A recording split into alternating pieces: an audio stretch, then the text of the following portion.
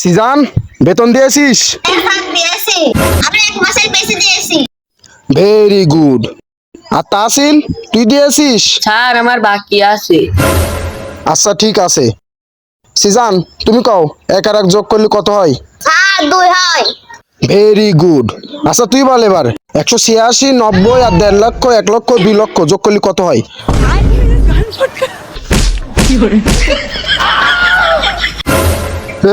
তুই ক্যাট বানান কর। CA ticket. খুব ভালো। এবার তুই বানান কর সিগি ডম ডম ইয়াস ইয়াস।